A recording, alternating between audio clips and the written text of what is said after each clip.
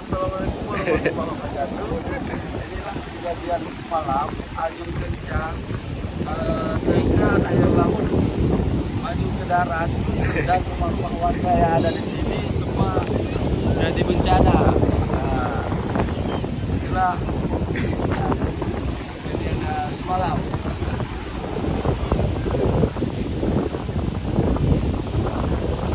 Yang berada di Kecamatan Sumedun, Kabupaten Aceh Utara. Bagian apa?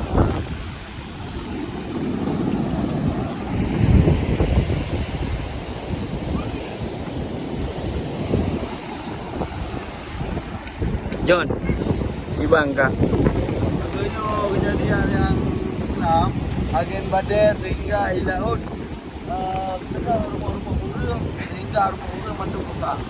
Karena jalan. Yo, udah kayak lagi aman. Nanti gue yang ini. Coba dua.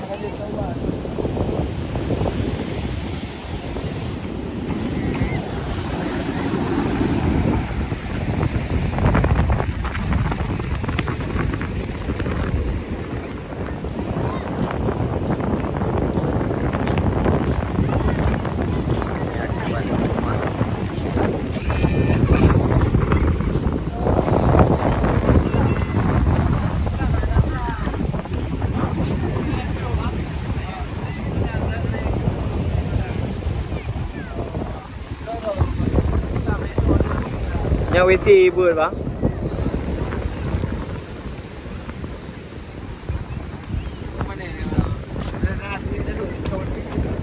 Lenyang apa ya belah di hiu.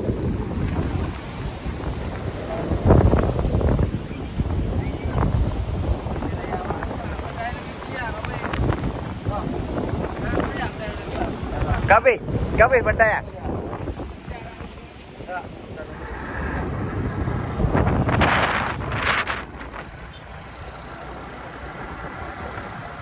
Rồi lấy tiền ta.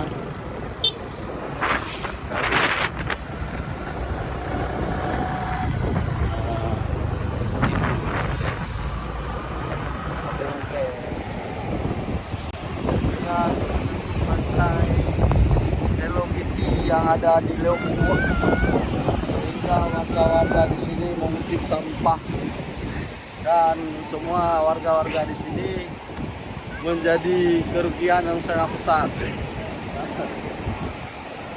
Bodoh.